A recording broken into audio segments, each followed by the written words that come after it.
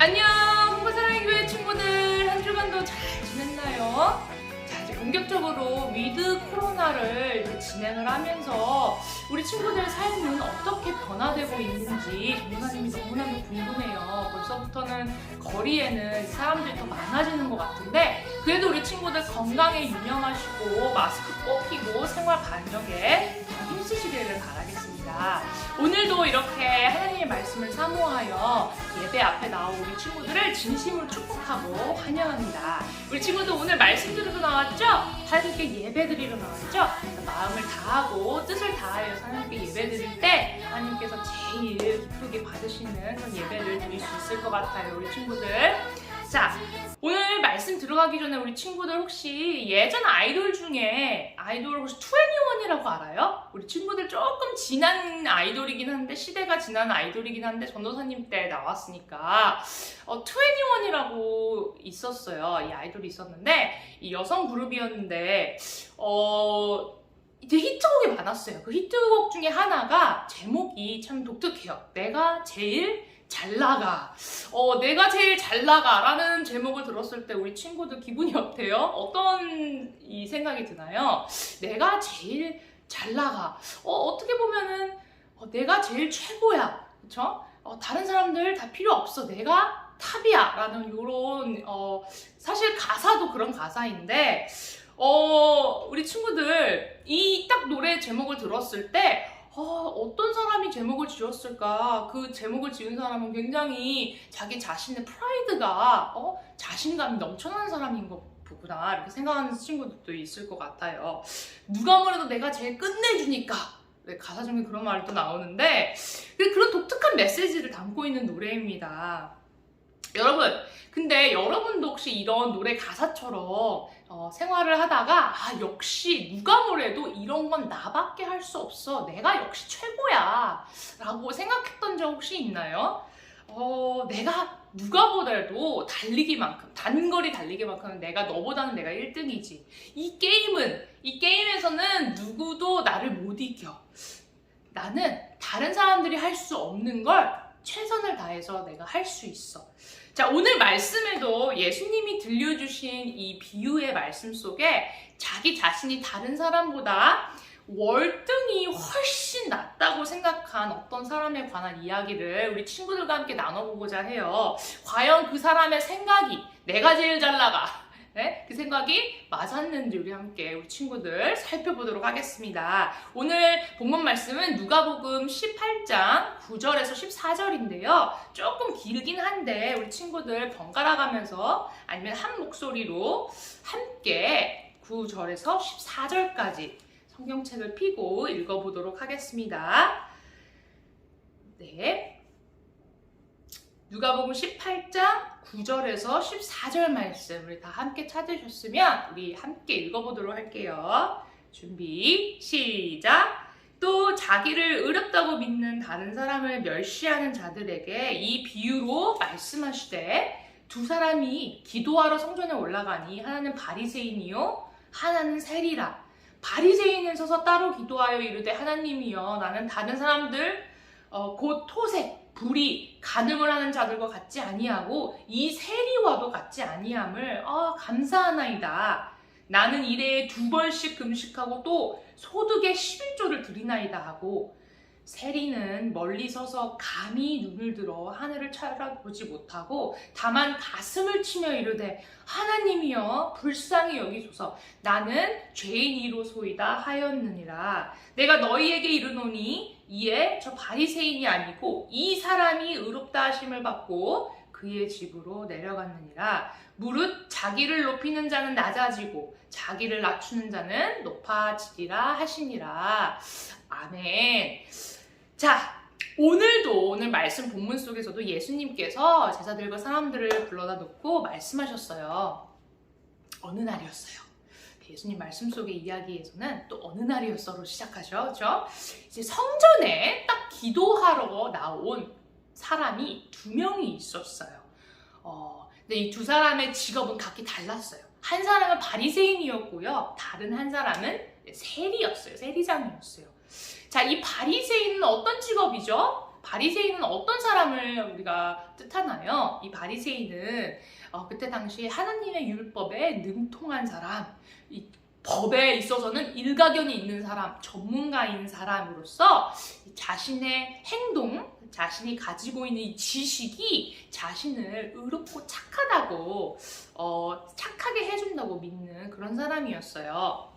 그래서 하나님을 기쁘게 하려고, 하나님을 기쁘시게 하려고 진짜 젖먹는 힘까지 다해서 노력을 하는 사람이었어요. 심지어 하나님의 말씀을 달달달달 외워서 실천하려고 애쓰는 것뿐만이 아니라 하나님께서 말씀하시지도 않은 막 그런 법의 규칙을 자기가 만들어서 새로 만들어서 그 법을 또 지키기까지 했어요. 한편 세리는 어떤 직업의 사람이었나요? 그리고 또 어떤 사람이었나요? 이 세리장은 다른 사람들의 세금을 걷는 그런 일을 하는 사람이었는데, 사실 세상의 눈으로, 세상의 관점으로 보면 이 세리장은 사람들에게 굉장히 인기가 없는 사람이었어요.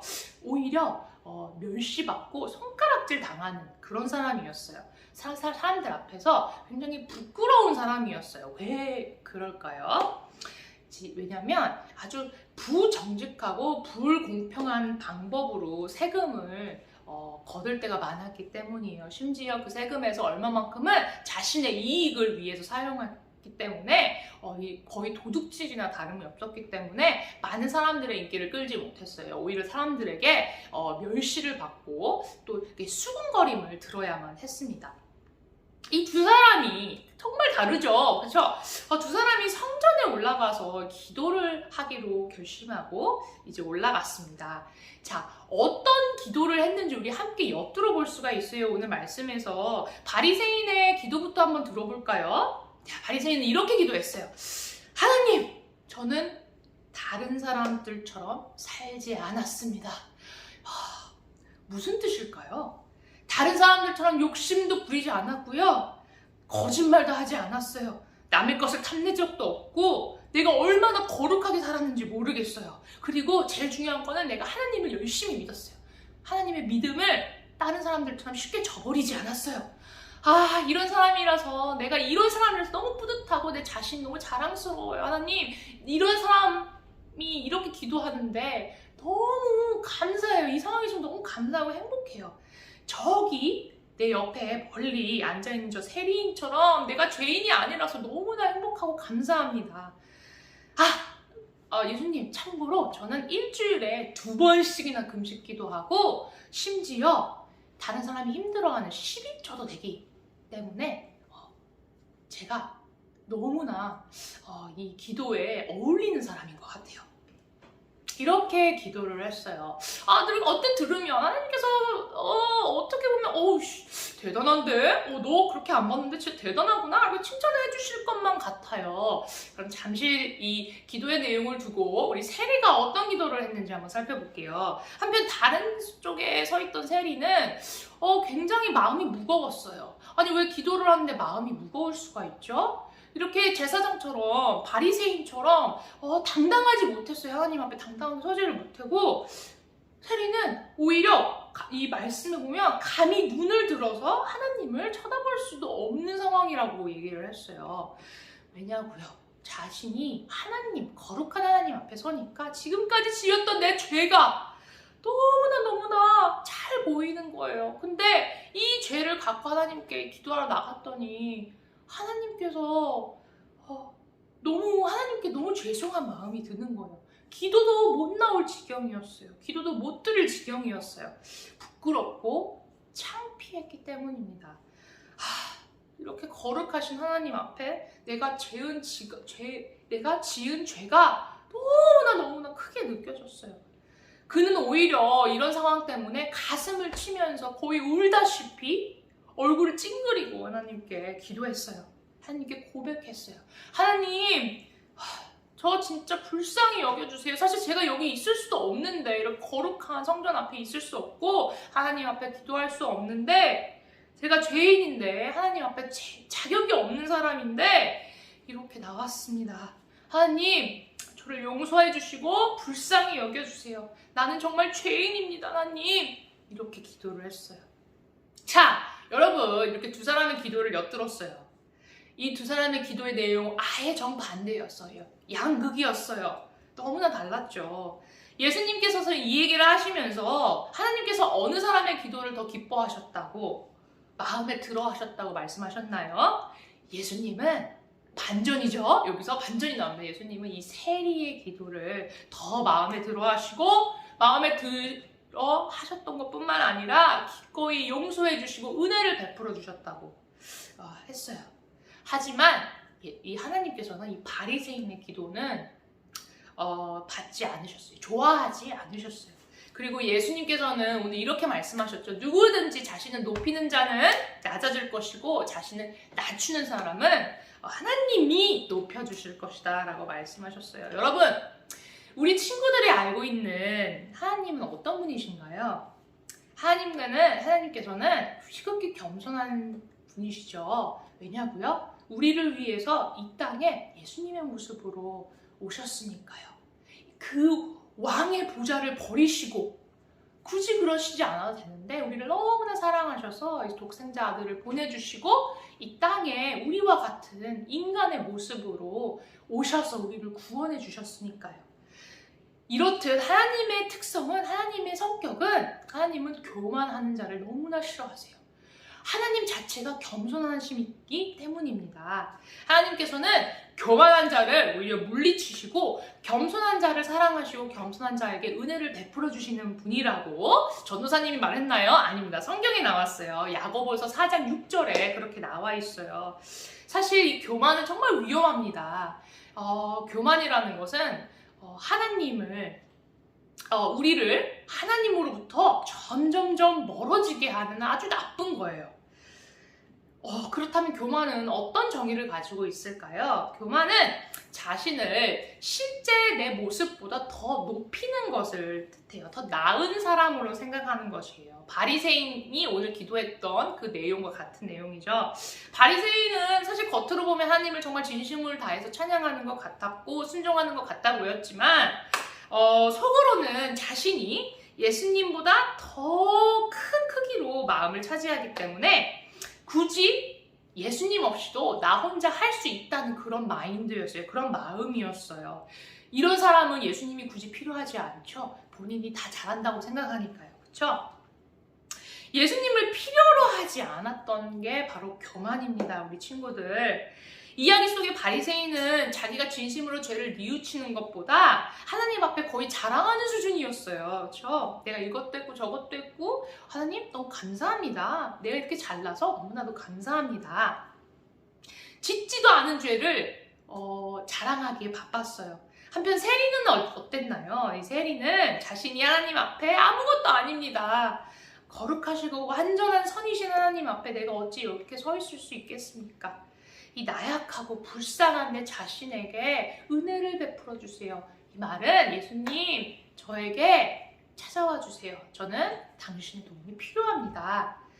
그리고 하나님께 용서를 구했어요.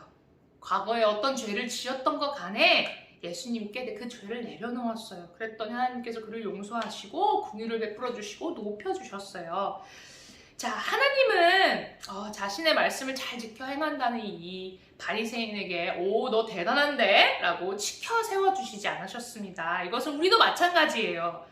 하나님은 우리의 있는 그대로의 모습을 보시기 원하시고 또 이미 그렇게 보고 계시기 때문입니다. 어떤 모습을 가지고 있나요, 우리는? 아무리 우리가 어떤 옷을 입고 어떤 직업을 하고 어떤 일을 하고 아무리 다른 모습을 보여도 우리 속은 다 똑같아요. 사람이라면 죄인의 모습, 그렇죠? 이 용서가 필요한 죄인의 모습입니다.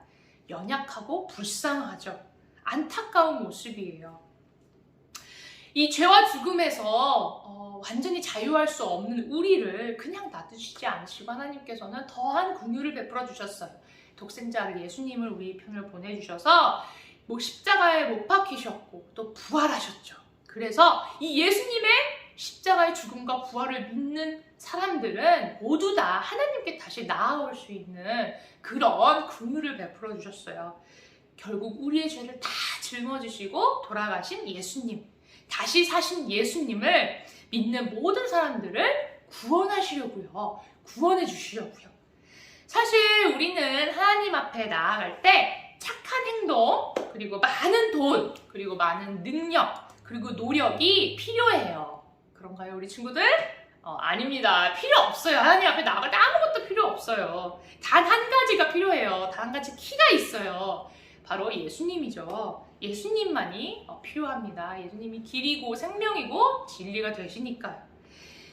이 예수님을 믿으면 아무것도 필요 없어요. 우리 친구들 이거 꼭 한 가지 알아놨으면 좋겠어요. 우리가 진짜 할 일은 오늘 예수님의 비유 속에 있는 세리의 고백처럼 그렇게 기도하는 것 뿐이에요. 낮아지는 것 뿐이에요. 고백하는 거예요. 우리의 인생은 우리의 것이 아닙니다. 하나님 두 손 두 발 다 들을게요. 항복할게요. 예수님 제 인생을 사용하여 주세요. 저 인생에 저 혼자 할 수 있는 것들이 아무것도 없으니까 하나님께서 저를 보호하여 주시고 인도하여 주세요. 오늘도 하나님께 우리 모두를 드렸으면 좋겠어요. 하나님께서는 오늘도 우리 모두를 죄와 죽음에서 구원하시길 원하십니다. 우리 친구들은 이미 다 구원받았죠? 우리 이미 친구들은 예수님을 믿기 때문에 천국 가요. 그쵸? 우리 예수님만이 정말 진리고 생명이고 길이라는 점 우리 친구들 꼭 잊지 않았으면 좋겠습니다. 그리고 내 죄를 예수님께 고백하고 나는 죄인입니다 고백하고 예수님을 믿음으로 우리는 구원을 받는다는 사실을 꼭 잊지 않았으면 좋겠어요. 다시 한번 영원히 살 수 있는 찬스, 그리고 하나님께 다시 갈 수 있다는 그 찬스를 얻은 우리들, 삶 속의 하루하루 그리고 매 순간순간 시간마다 하나님께 이렇게 세리가 기도했던 것처럼 기도하고 부르짖었으면 좋겠습니다. 소리내어서 하나님께 부탁했으면 좋겠습니다. 저를 용서해 주세요. 그리고 예수님 내 길을 인도하여 주시고 책임져 주세요 라고 기도하는 우리 친구들 되었으면 좋겠어요. 우리 겸손한 친구들 오늘도 말씀을 마치면서 기도할 때 하나님께 그렇게 나아가는 친구들 되기를 축복하고 기도할게요. 자, 기도로 말씀 마무리하겠습니다. 하나님 아버지 감사합니다. 오늘도 이렇게 주의를 허락하여 주시고 새 날과 또 새 말씀으로 우리를 뜨겁게 해주심을 너무나도 감사합니다. 우리를 불쌍히 여겨주시고 하나님 늘 매 순간 우리는 예수님이 필요해요. 예수님 우리를 도와주세요. 불쌍히 여겨주세요. 그리고 더 좋은 모습으로 더 예수님을 닮아가는 모습을 살 수 있도록 하나님께서 축복하여 주시고 우리 친구들의 길을 그리고 전도사님과 선생님의 길을 열어주세요. 이 모든 말씀 예수님의 이름으로 기도하였습니다. 아멘. 우리 친구들